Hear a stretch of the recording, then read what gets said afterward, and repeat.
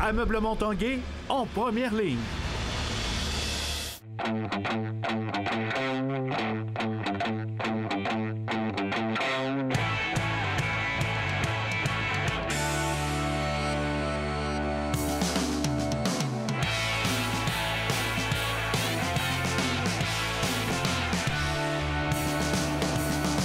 À tous un bon lundi, bon début de semaine. Bienvenue à l'Esprit sportif. Dans l'émission aujourd'hui, on parlera d'un tout nouveau sport de plus en plus populaire au Québec, le Spike Ball. Mais d'abord, on parle de vélo de montagne. C'est dans quelques jours, du 10 au 12 août prochain, que sera présentée une autre édition du Vélérium au Mont-Sainte-Anne. Qui dit Vélérium dit Coupe du monde en cross-country et également en descente. Il y a des changements qui ont été apportés au parcours des deux compétitions.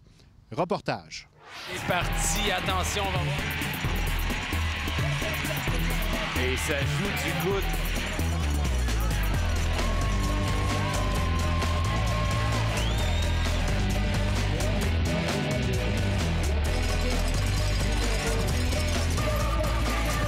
Wow, il prend son territoire à Sainte-Anne-de-Beaupré aussi.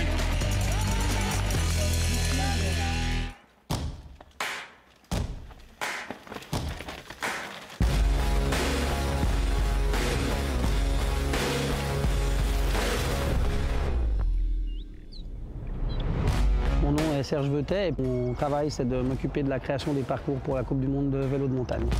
La préparation des parcours, ça prend beaucoup de temps. Il faut environ compter un bon 1 mois et demi.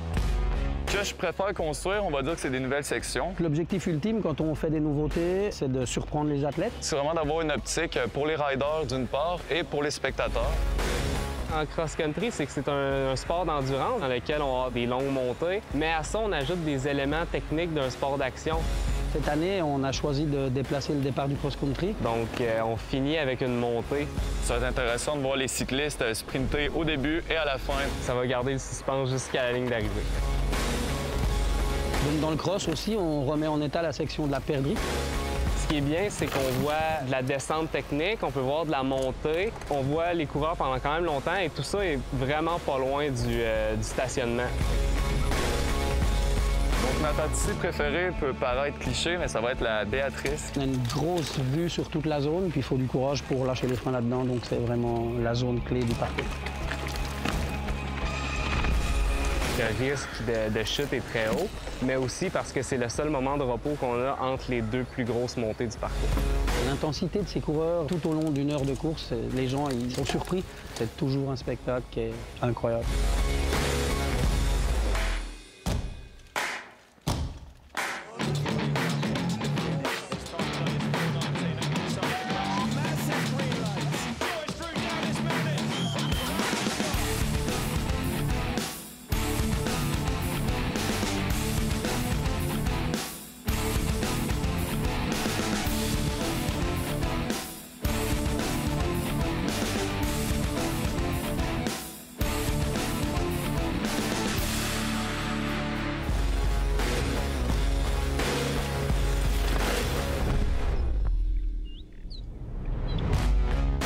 On travaille un mois, on utilise 2 pelles mécaniques pendant une bonne semaine pour les créations de nouvelles sections et puis les travaux plus importants.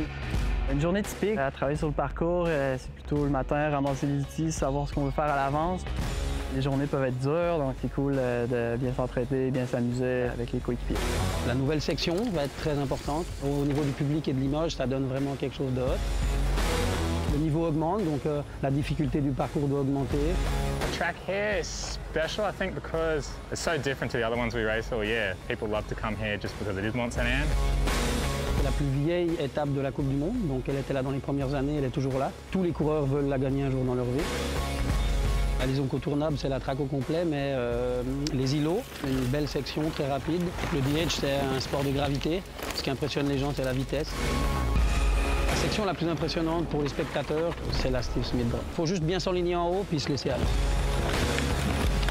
Si on ne connaît pas ça, on n'est jamais déçu du spectacle qu'on a. Peu importe le temps qu'on a, c'est toujours un spectacle qui est incroyable.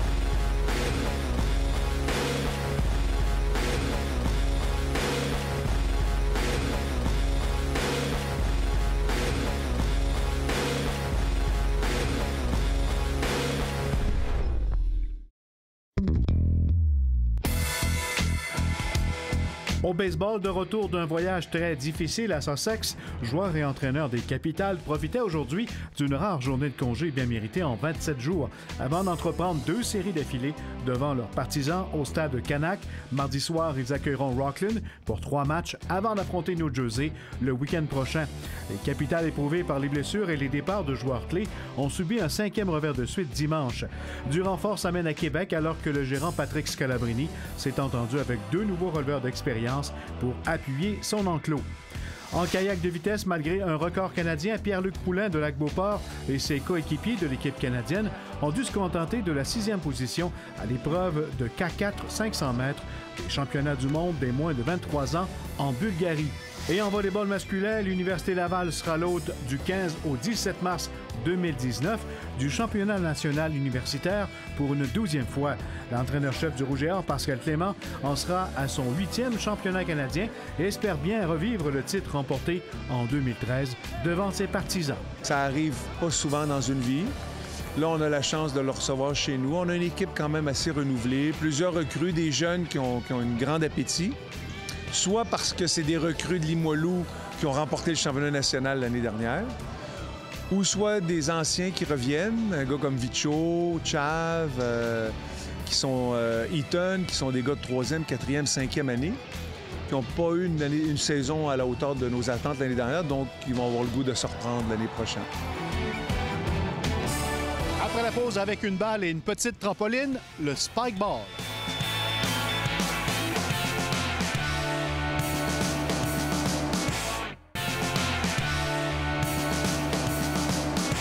D'un simple jouet, le Spike Ball est devenu un phénomène sportif aux États-Unis au cours des dernières années et se transporte maintenant au Québec. Oui, avec une balle et une petite trampoline, on joue au Spike Ball. Et Jonathan Fournier a rencontré les gens de Spike Ball Québec.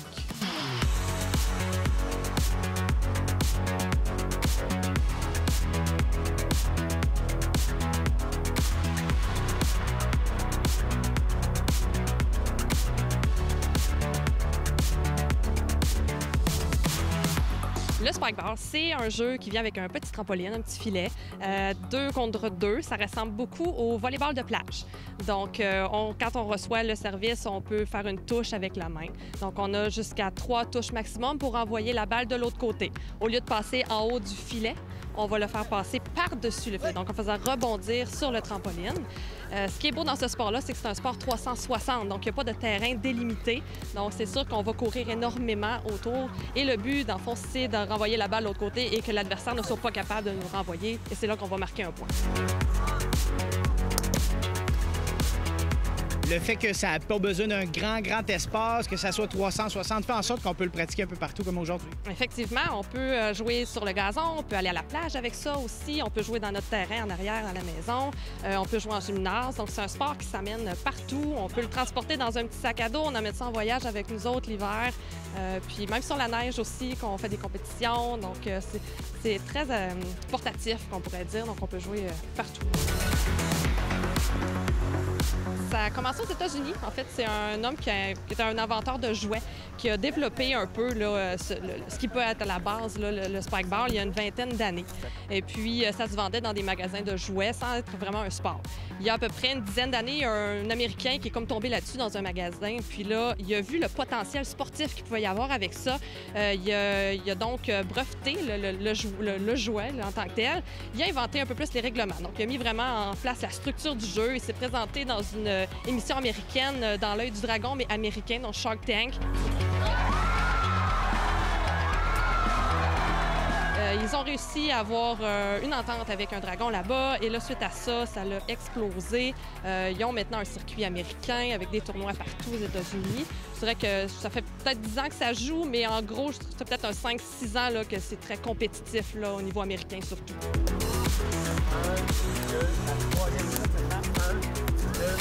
Pour ceux qui prennent ça un petit peu plus au sérieux, il y a un circuit de compétition québécois en ce moment. Oui. Avec les ambassadeurs du reste de la province, on a créé un circuit de 7 étapes. Les 7 étapes se promènent un peu dans les différentes régions.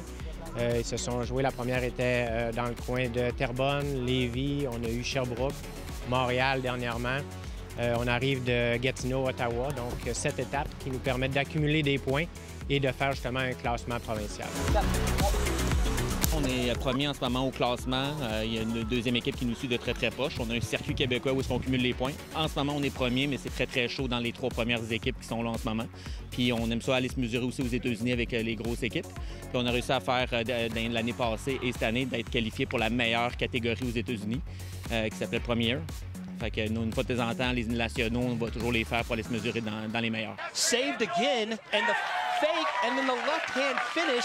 Nous, généralement, vu qu'on est du Québec, on va davantage vers la partie est là, des États-Unis pour jouer dans les compétitions.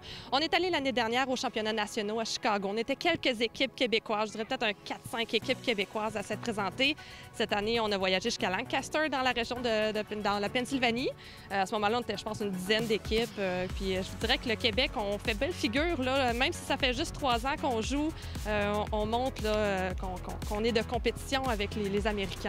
Le hockey a son Sidney Crosby. Est-ce que le Spikeball a déjà un athlète là, vraiment au-dessus des autres? Effectivement, aux États-Unis, du côté homme, il y a une équipe qui se démarque complètement, là, qui gagne pratiquement tous les tournois qui se présentent. On parle de Sizek et Showalter, donc 2 joueurs là, qui se complètent à merveille, puis très difficile d'aller chercher une victoire contre ces joueurs-là. Qu'est-ce que ça prend pour être un bon joueur de Spikeball?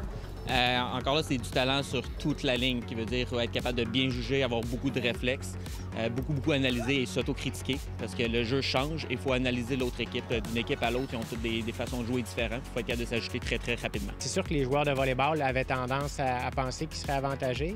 Maintenant, la frappe de haut en bas les désavantage un petit peu. Les joueurs de tennis, avec une frappe de côté, ont un bon succès. Les joueurs de soccer, avec des déplacements rapides. Je vous dirais que moindrement que tu as fait des sports avec de la visualisation 360, là, on a des bons résultats. Et voilà, c'était l'Esprit sportif pour aujourd'hui. Soyez au rendez-vous demain. Bye-bye.